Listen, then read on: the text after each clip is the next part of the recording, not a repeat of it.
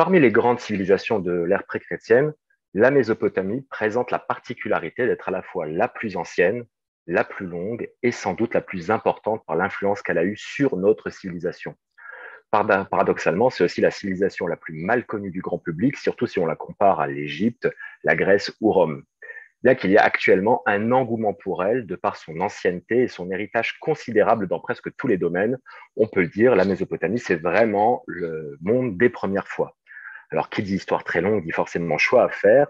J'ai décidé de m'intéresser à deux moments charniers de cette civilisation durant deux conférences.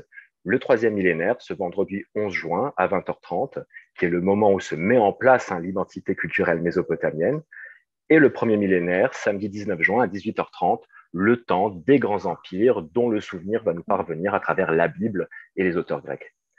Alors, ce troisième millénaire peut être considéré comme le temps des pays de Sumer et d'Akkad, le temps des villes, des cités-États, tantôt indépendantes ou tantôt unies sous une même bannière. Mais avant de rentrer dans le vif du sujet, il me semble important de commencer par le commencement et d'expliquer quand sont apparues les premières villes et qu'est-ce qui les distingue d'un village. En gros, planter un petit peu le contexte duquel vont émerger ces cités-États. J'aimerais de ce fait vous montrer le site d'Uruk, dans le sud de la Mésopotamie, que vous avez à l'écran. Les premières villes apparaissent en réalité à la toute fin du quatrième millénaire, c'est-à-dire un tout petit peu avant l'époque qui va nous intéresser. Mais il ne faut pas s'imaginer que ces villes sont apparues d'un coup, comme par magie. En vérité, c'est le fruit d'une très lente évolution sur plusieurs millénaires, au cours desquels les villages préhistoriques se sont petit à petit complexifiés. On appelle cette époque la période proto-urbaine, puisqu'elle voit l'apparition des villes, et on la date en général entre 3300 et 2900 avant Jésus-Christ environ. Et si je vous montre Uruk, c'est tout simplement parce que c'est le site de référence pour cette période proto-urbaine. Alors, ce n'était pas la seule ville, mais celle qui était probablement la plus avancée dans son évolution. Déjà, elle était très grande. Elle avait une superficie de 550 hectares, ce qui veut dire qu'elle était 2,5 fois plus grande qu'Athènes à son apogée au 5e siècle avant Jésus-Christ. C'est très impressionnant, mais ce n'est pas la taille qui va distinguer la ville d'un village, mais plutôt son mode de fonctionnement, son urbanisme et le fait que ses habitants ne soient plus seulement des paysans. On trouve par exemple des artisans spécialisés, des marchands et une figure d'autorité clairement identifiée qu'on va appeler le roi prêtre. C'est aussi une période particulièrement innovante où on invente notamment la roue, le tour de potier, l'arère, les sauts-cylindres si caractéristiques de la civilisation mésopotamienne et innovation majeure, l'écriture qui permet à l'humanité d'entrer dans l'histoire, puisque sans écriture, il n'y a pas d'histoire, on reste dans la préhistoire. D'ailleurs, vous voyez à l'écran ce panneau qui a été installé sur ce site d'Uruk qui nous dit que les premiers mots écrits de l'humanité ont débuté ici. Alors, cette écriture, elle est apparue à la toute fin de la période proto-urbaine, vers 3100 avant Jésus-Christ, et c'est d'ailleurs la dernière de ces inventions, et aussi la plus complexe, ce qui fait qu'on ne la trouve pas dans toutes les villes de l'époque, mais essentiellement à Uruk. Cette invention, cette écriture, elle est intimement liée en réalité à l'économie, puisque c'était avant tout un outil de gestion.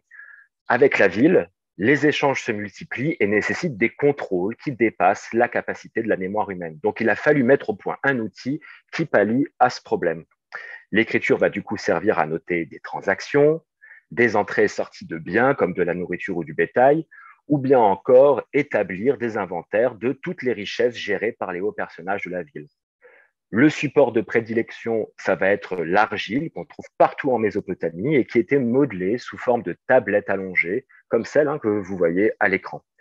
L'écriture, quant à elle, elle apparaît, c'est étrange, mais déjà toute formée avec un corpus de plus de 1000 signes. Une première écriture qui est à la fois pictographique, donc des petites images assez simples, schématiques, incisées dans l'argile et qui représentent souvent des éléments de la réalité, comme des objets, des denrées ou encore des lieux. Donc une écriture pictographique, mais également abstraite, notamment avec des signes numéraux imprimés, non pas incisés, qui servent à quantifier des biens. La lecture se fait de droite à gauche et de haut en bas, des signes qui se trouvent toujours d'ailleurs dans des cases. Et quand la face elle est pleine, on retourne la tablette.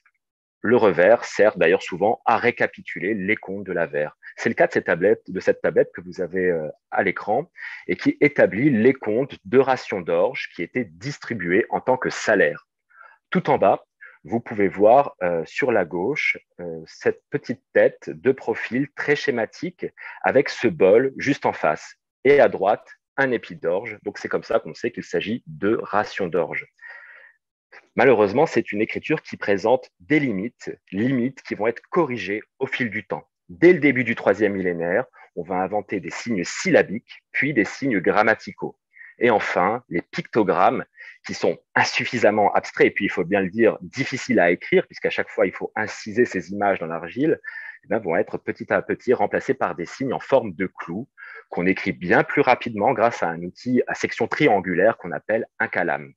L'écriture, à partir de ce moment, va cesser d'être un simple aide-mémoire et va permettre du coup de noter toutes les subtilités de la langue parlée. C'est la naissance de la fameuse écriture cunéiforme et avec elle de la civilisation mésopotamienne qui est, il faut bien le dire, la civilisation du texte et de l'écrit.